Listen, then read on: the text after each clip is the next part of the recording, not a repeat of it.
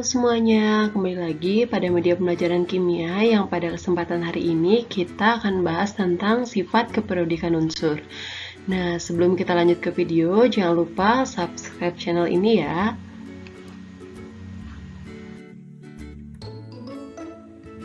Pernahkah kalian mengunjungi supermarket? Nah, bagaimana penyusunan barang-barang yang ada di sana?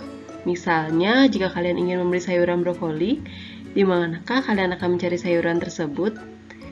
Tidak mungkin kan kalian mencarinya secara acak di seluruh ruangan supermarket atau mungkin kalian akan mencarinya di rak kumpulan sayur-sayuran.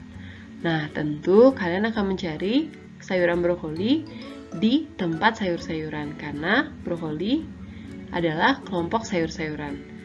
Lalu, apa hubungannya dengan sistem periodik unsur? Nah, sifat periodik unsur ini juga demikian. Penyusunannya disusun sedemikian rupa sesuai dengan aturan. Mulai dari keteraturan kenaikan nomor atomnya sampai dengan kemiripan sifat dalam satu golongan maupun kenaikan dalam satu periodenya. Sifat-sifat unsur dalam sistem periodik itu menunjukkan keteraturan secara periodik. Apa sih sifat-sifat keperiodikan unsur? Nah, sekarang kita akan bahas ya. Nah, sebelum bahas lebih lanjut tentang sifat keperiodikan unsur, hari ini Ibu akan menjelaskan nama-nama tentang golongan. Untuk golongan 1A disebut juga dengan golongan alkali. Ini adalah golongan 1A. Kemudian golongan 2A disebut dengan golongan alkali tanah. Selanjutnya, golongan 7A disebut juga dengan golongan halogen. Golongan 8A disebut dengan golongan gas mulia, dan golongan 3A, 4A, 5A, dan 6A disebut sesuai dengan unsur yang terdapat dalam golongan tersebut. Misalnya, golongan 3A disebut dengan golongan boron. Ini ya, golongan boron. Kemudian golongan 4 disebut dengan golongan karbon. Jadi karbon yang paling atas, kemudian sampai bawah itu namanya golongan karbon. Golongan 5A disebut juga golongan nitrogen. Kemudian golongan 6A disebut juga dengan golongan oksigen. Golongan 1A, 1B sampai golongan 8B itu disebut dengan golongan transisi. Nah, ada berapa sih sifat keperiodikan unsur? Sifat keperiodikan unsur itu ada sifat basa, jari-jari atom, sifat reduktor, sifat logam, energi ionisasi, afinitas elektron, sifat oksidator, dan keelektronegatifan.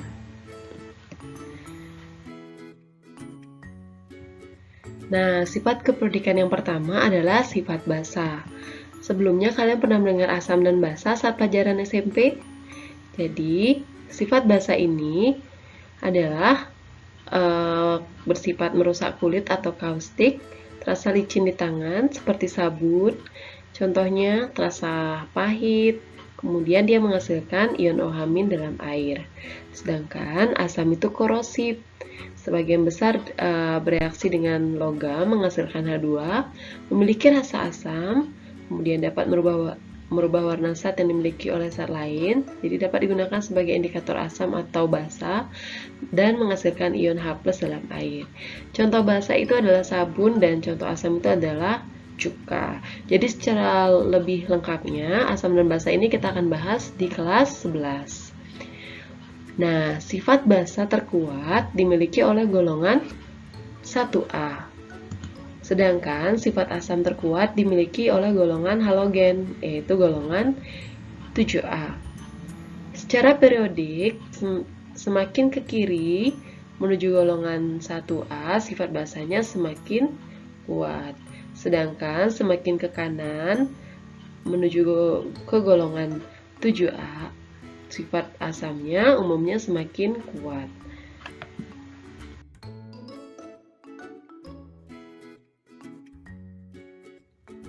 Yang kedua adalah jari-jari atom. Jari-jari atom merupakan jarak dari inti atom ke orbital elektron terluar yang stabil dalam suatu atom dalam keadaan setimbang. Nah, ini memberikan contoh jari-jari dari beberapa atom. Jadi kalian bisa lihat ya, golongan 1 ada H, Li, Na, K, Rb, CsFr. kemudian golongan 2 ada BeMg, Ca, Sr, Ba. Dari sini kita bisa lihat bahwa dari atas ke bawah jari-jarinya itu semakin besar. Kenapa bisa semakin besar? Nah, karena dengan bertambahnya nomor atom, maka jari-jarinya akan semakin besar. Sedangkan dari kiri ke kanan, jari-jarinya akan semakin kecil.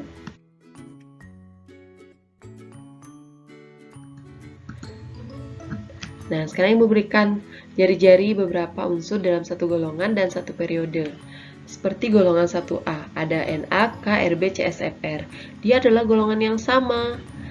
Nah, dari sini kita bisa lihat bahwa walaupun elektron terluarnya sama-sama 1, namun jumlah kulitnya semakin banyak. Kalau Na jumlah kulitnya ada 3, K ada 4, Rb ada 1, 2, 3, 4, 5, ini juga ada 6, maka dari sini kita bisa lihat bahwa semakin besar nomor atom, maka semakin besar jari-jarinya. Nah, sedangkan kalau dalam satu periode, K, Ca, Ga, dan Br ini, dia berada dalam satu periode, yaitu periode keempat.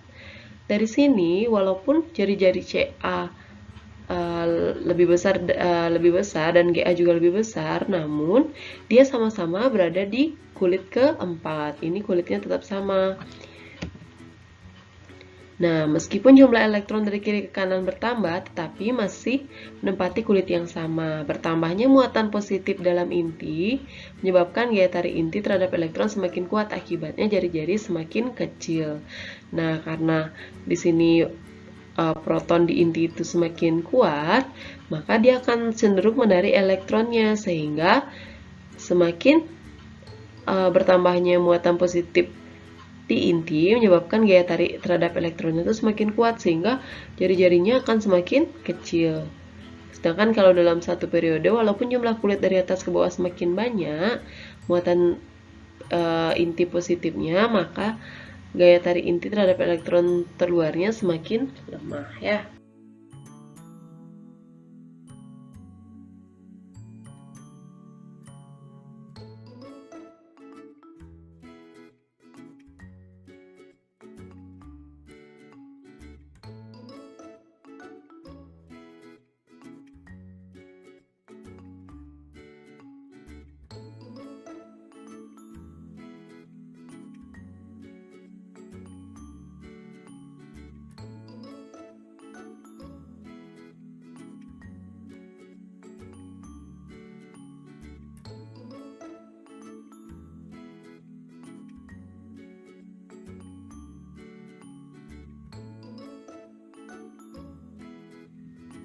Oke, selanjutnya adalah sifat logam.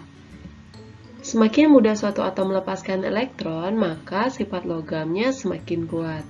Sifat-sifat logam meliputi daya hantar listrik atau panas, dapat ditempa, dapat direnggangkan. Nah, sehingga logam itu dapat digunakan untuk membuat kabel. Nah, berikut Ibu berikan tabel periodik yang menggambarkan di mana letak unsur logamnya, metaloid, dan juga non-logam. Nah, dalam tabel periodik unsur itu ada yang namanya unsur logam, metaloid, dan juga non-logam. Unsur logam ini yang berwarna biru ini ya. Jadi ini adalah logam, kemudian yang metaloid itu adalah yang krim, dan yang non-logam ini adalah yang pink sedikit keunguan ini. Jadi logam itu adalah golongan 1A termasuk logam, 2A juga termasuk logam. Metaloid ini, yang boron, silikon, dan yang warna ungu ini. Jadi metaloid itu adalah semi logam. Jadi pada saat tertentu dia bisa memiliki sifat logam, pada saat tertentu juga dia bisa memiliki sifat non logam. Sedangkan non logam ini contohnya adalah unsur gas mulia di sini, dia termasuk dengan non logam. Kalau dilihat dari sifat keperiodikannya, dalam satu golongan, sifat unsur logam itu dari atas ke bawah itu semakin bertambah. Dari atas ke bawah energi ionisasi unsurnya berkurang sehingga makin mudah untuk melepas elektron, maka sifat logamnya bertambah. Demikian juga dengan afinitas elektronnya semakin berkurang sehingga makin sulit bagi unsur untuk menangkap elektron. Kalau dilihat dalam satu periode sifat logam berkurang dari kiri ke kanan. Jadi dari kiri ke kanan dia semakin berkurang. Nah, kita bisa lihat jadi di kiri logam, ke kanan berkurang sifat logamnya. Energi ionisasinya bertambah dari kiri ke kanan sehingga makin sulit bagi unsur untuk melepas elektron. Nah, berarti sifat logamnya makin berkurang. Begitu juga dengan nilai afinitas elektronnya semakin bertambah dari kiri ke kanan sehingga makin mudah bagi unsur untuk menarik elektron. Akibatnya sifat non-logamnya semakin berkurang. Kecenderungan ini tidak berlaku ya bagi unsur-unsur transisi.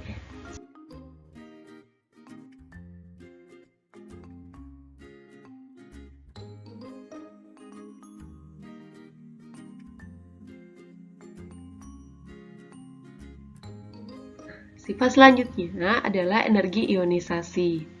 Energi ionisasi adalah energi yang diperlukan untuk melepas elektron valensi dari suatu atom atau ion dalam wujud gas. Ini Ibu berikan tabel contoh energi ionisasi yang dimiliki oleh suatu unsur.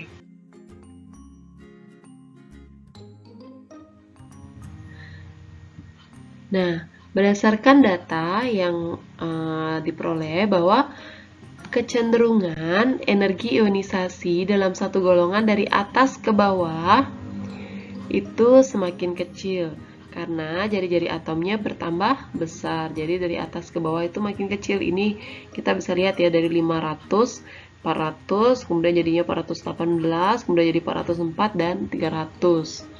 Meskipun jumlah muatan positif dalam inti bertambah, tetapi gaya tarik inti terhadap elektron terluar semakin lemah karena jari-jari atomnya semakin panjang atau semakin besar.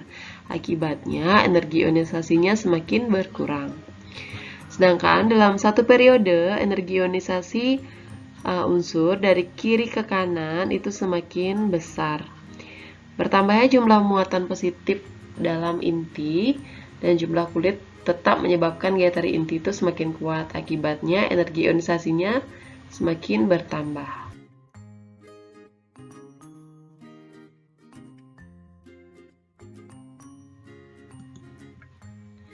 Sifat selanjutnya adalah afinitas elektron. Afinitas elektron adalah perubahan energi atom ketika elektron ditambahkan ke atom itu dalam keadaan gas. Nah, ini ada data afinitas elektron. Afinitas elektron ini bisa bertanda negatif dan juga bertanda positif. Jadi, kecenderungan afinitas elektron dari suatu unsur dalam satu golongan dari atas ke bawah cenderung semakin berkurang. Karena muatan inti itu bertambah positif, jadi jari atomnya semakin besar dan gaya tarik inti terhadap elektron yang ditangkap itu semakin lemah. Akibatnya afinitas elektronnya berkurang. Dalam satu periode, afinitas elektron dari unsur dari kiri ke kanan cenderung bertambah. Muatan inti bertambah positif, sedangkan jumlah kulit tetap menyebabkan gaya tarik inti terhadap elektron yang ditangkap itu semakin kuat. Akibatnya afinitas elektron cenderung bertambah.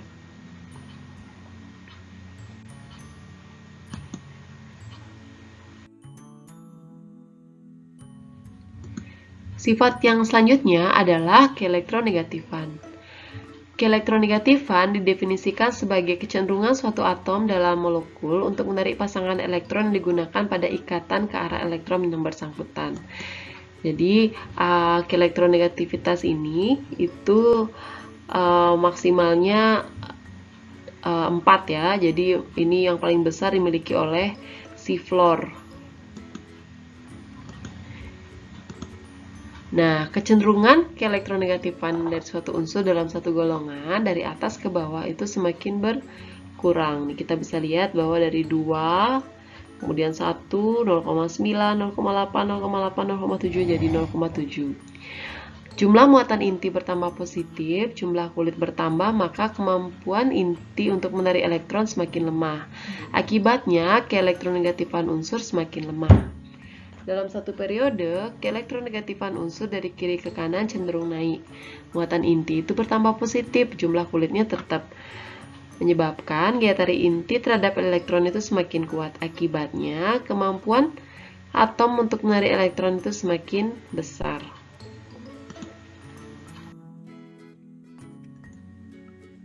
Nah, jadi Ibu berikan tipsnya atau triknya untuk menghafal semua sifat-sifat tadi itu, bahwa untuk jari-jari, sifat reduktor, dan sifat logam dan juga basa itu bisa dilihat dari ini. Dari atas ke bawah, jari-jarinya semakin besar. Dari kiri ke kanan, jari-jari semakin kecil. Begitu juga dengan reduktor, logam, dan basa. Kemudian, untuk potensial ionisasi itu sama dengan energi ionisasi. Kemudian afinitas elektron, keelektronegatifan, dan juga oksidator semakin dari atas ke bawah itu semakin kecil, dari kiri ke kanan itu semakin besar. Contoh soal. Jadi kita akan coba contoh soal tentang sifat keperiodikan unsur. P, Q, dan R berturut-turut memiliki nomor atom 4, 12, 20. Grafik yang menunjukkan hubungan nomor atom dan energi ionisasi yang benar adalah, jadi ada option A, B, C, D, dan E. Kita coba ya. Nah, pembahasannya bagaimana? Apa yang harus kita ketahui terlebih dahulu? Jadi, hal yang harus kita ketahui terlebih dahulu adalah kita harus tahu dulu bahwa P, Q, R ini dengan nomor atom segini itu terletak dalam periode berapa dan golongan berapa. Apakah dia di satu periode atau dia satu golongan. Jadi kita cek dengan cara membuat konfigurasinya. Pada video sebelumnya Ibu sudah bagi ya cara menentukan periode dan golongan dari suatu unsur itu. Jadi contohnya P dengan nomor atom 4. Ini langsung Ibu singkat bahwa ini akan menjadi He2S2. Jadi konfigurasinya He2S2. Untuk Q yang 12 itu Ne3S2. Untuk R yang 20 itu Ar4S2. Nah, dari konfigurasi ini kita tahu bahwa dia adalah PQR ini adalah satu golongan, yaitu golongan 2A. Kita bisa lihat dari elektron valensi terluarnya ya. Jadi dia golongan 2A. Namun kulitnya beda-beda. Oh, ini kulit kedua, ini kulit ketiga, ini kulit keempat. Jadi ini periode 2, ini periode 2, ini periode 3, dan ini periode 4. Sehingga energi ionisasinya dalam satu golongan dari atas ke bawah itu semakin kecil. Kita tadi sudah belajar ya energi ionisasi. Jadi jawabannya adalah R memiliki energi ionisasi lebih kecil daripada Q, dan Q lebih kecil juga daripada P. Sehingga jawabannya adalah C, yang ini ya. P paling tinggi energi ionisasinya, Q paling tinggi, Q lebih tinggi daripada R, dan R yang terendah. Nah, cukup banyak ya pembahasan kita hari ini. Jadi, sekian tadi pembahasan tentang sifat keperiodikan unsur. Terima kasih sudah menonton video ini. Sampai jumpa.